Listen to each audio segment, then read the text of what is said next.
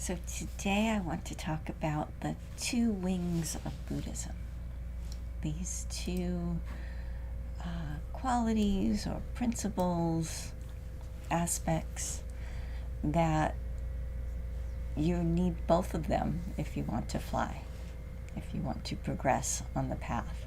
If you have only one, they call them wings, because if you have only one, then you can only go in circles. You don't get very far.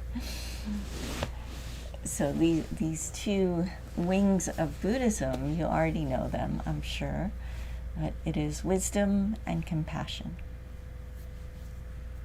We can be the most compassionate person in all of existence, where we just see the needs of others. We feel in our heart that we just want to share our love with them and support them and give. And if we have only compassion, we wind up just going around in the circle of samsara over and over and over again. And while it might be a very beautiful journey, especially if it's true compassion, you're still stuck in the mire. On the other hand, the other wing, if you have only wisdom, then there's a disconnect. There's almost a coldness, if you will, where I guess to give an example would be, if you have only compassion, then it's like having this beautiful boat, and you're trying to get people in it to go to the other shore, but your boat's full of holes. And so you're very compassionately, paling out the water over and over again. But as more people climb in the boat, the holes, just keep letting more water in, and it gets heavier, and you just keep bailing out. And then, you don't ever get anywhere. If you have only wisdom, then you would just say, well, there's no boat, there's no other shore. What's the problem? And meanwhile, if people are scrambling and suffering and trying to get somewhere. And so there's this inability to convey the teachings almost, if all you have is wisdom. It's very strange, very not intuitive. You would think, well, oh, wise one, you'll be able to help me. But there's we need this other side. We need the compassion. So another way to look at what is this wisdom, what is this compassion, it's a phrase that's very popular in the New Age circles, is love and light. I give you love and light. And it sounds really nice. It feels really good when we connect with that phrase, that saying. Because I think intuitively we know, like, oh, those are the two wings. Light is just pure wisdom. It's pure emptiness, the infinite potential of all that is. And love is compassion. It's the movement. It's the manifestation of that light, of that formlessness into form. And so we have love and light. We need them both. We need wisdom and we need compassion. During our practice, it's not uncommon for us to get, lopsided. We can find ourselves veering towards one side or the other, And we will, if we check in with ourselves, if we're doing our mindfulness practice, if we're doing our contemplation, when we notice, like, okay, there's something off, it's like I'm not exactly unhappy, there's just an unsatisfaction happening. And it can often be traced back to this imbalance between wisdom and compassion. So yet another way to kind of wrap your mind around these concepts is something that we've talked about before, where we have the balance of the male and the female. And that's within every person. We're socialized to believe that, there's men and there's women. But that's not true. We are all masculine and feminine within us. They're different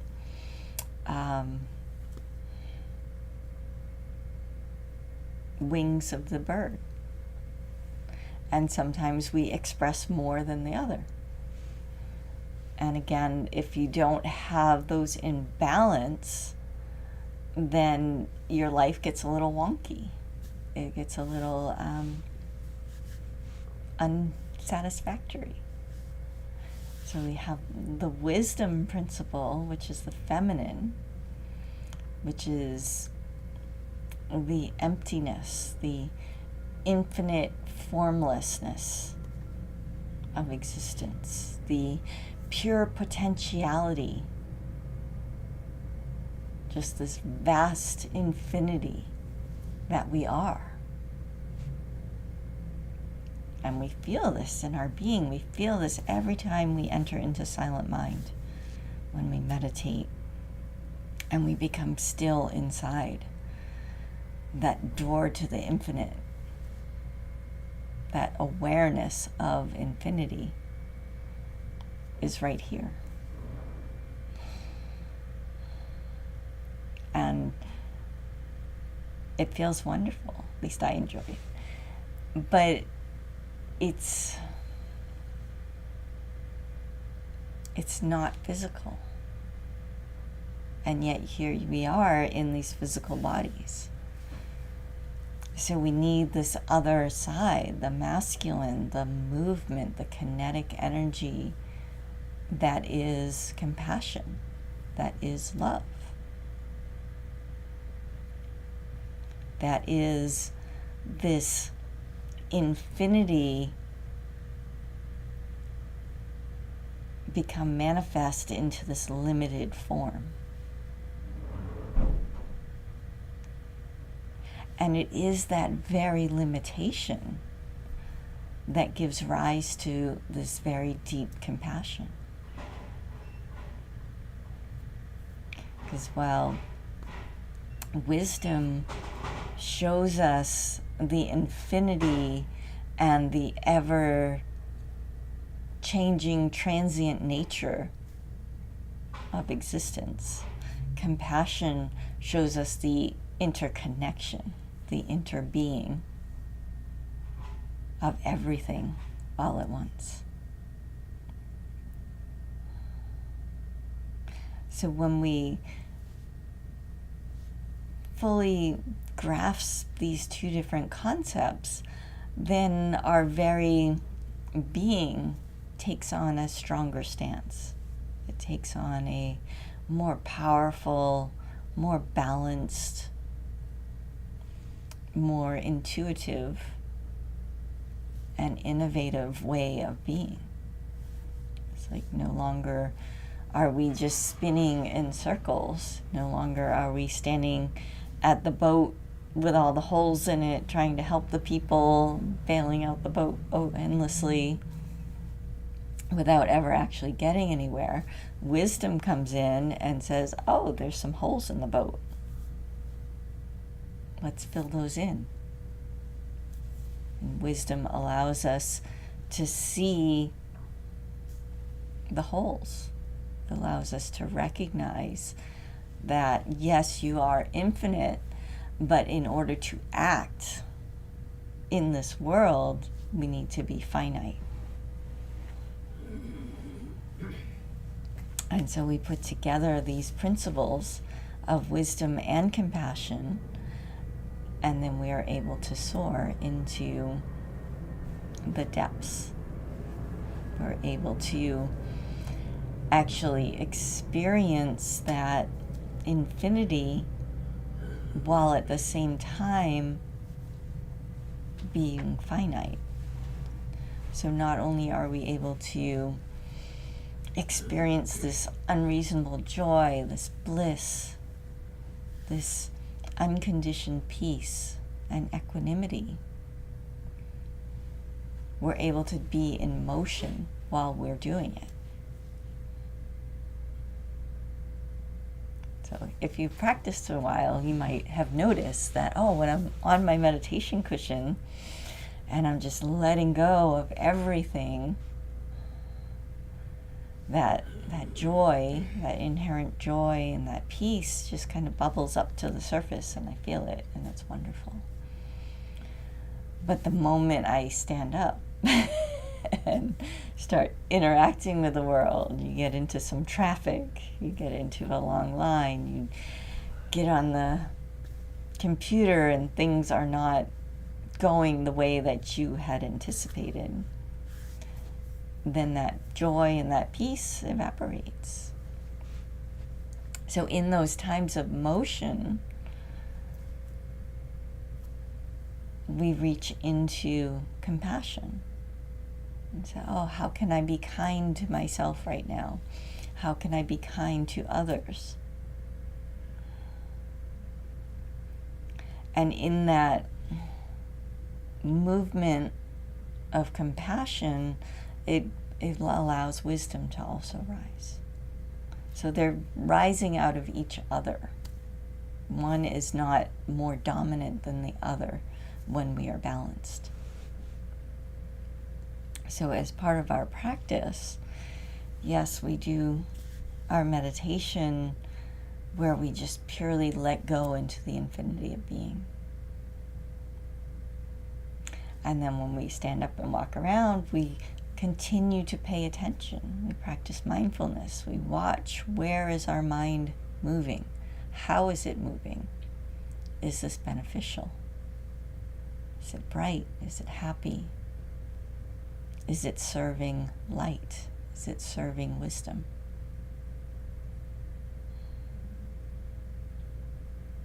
And when we become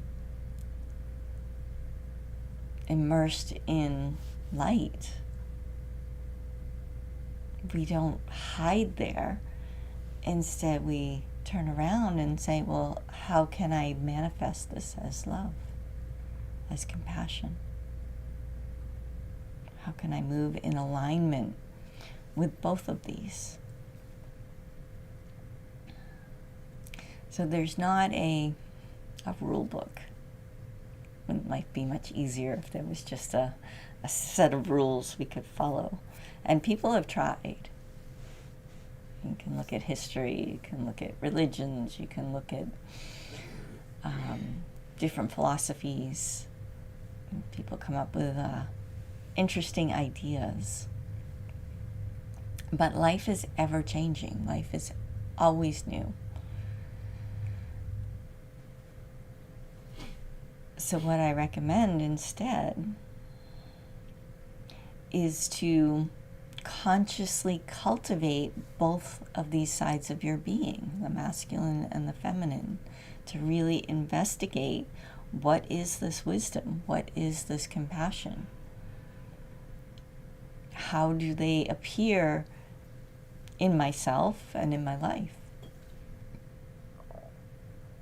How can I put myself in alignment with those?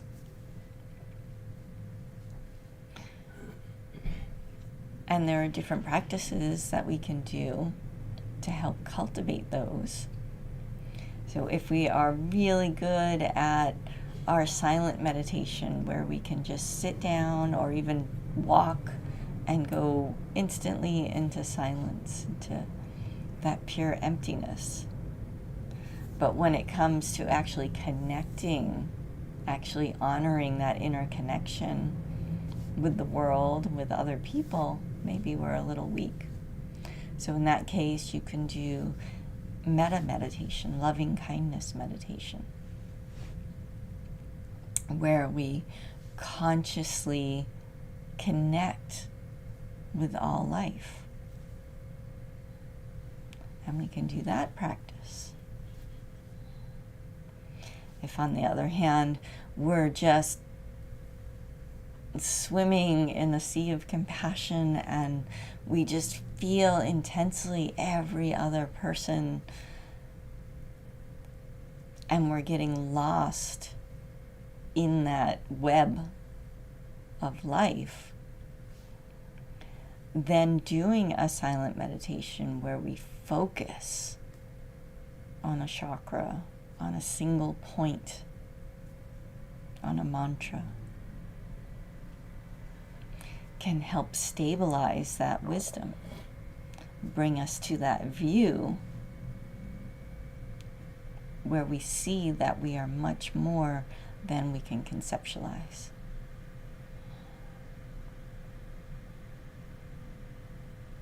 So it's not a single practice. It's not a single activity. It's not a single way of looking at life.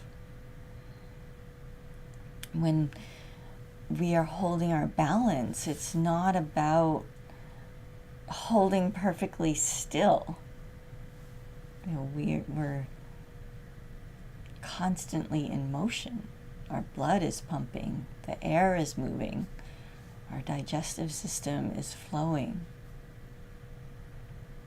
So even if we appear to be stationary, our very cells of our body are vibrating. Not to mention that the earth itself is spinning. The winds are moving. The air is flowing. The water is rocking. So all of this is in motion. So if we try to just hunker down, then we'll lose our balance. We won't be able to maintain it. Balance is dynamic. Balance is continually adjusting to what is. And through the eyes of wisdom, we're able to actually see what is. And through the eyes of compassion, we're able to respond to that in a very beneficial way, not only for ourselves, but for the world. So, with your practice, pay attention to when you feel off balance and allow yourself to investigate and say, well, am I lacking wisdom or am I lacking compassion? And don't approach it with judgment. Don't feel bad about it. It's just an observation of, oh, yeah, I've been a little lax on my wisdom lately. I've just been going. So maybe I need to just stop and retreat for a moment. Give myself time to enter back into that infinity. If, on the other hand, you've just been stationary and you're just feeling sluggish, then look for, how can I express more compassion? What can I do for others? How can I support my practice and my life in a more powerful way?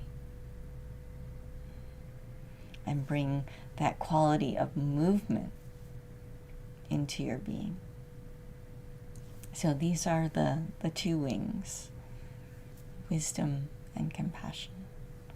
And when we practice them together, when we reconcile those seeming opposites, the infinite and the finite, to our logical mind, it's like, well, we can't have both of those. But you are both of those right now, in this very moment. Allow your awareness to expand to include both of those. And it's in that reconciliation that is the path. That is the path of Trikaya Buddhism. That is the way to awakening all that you are.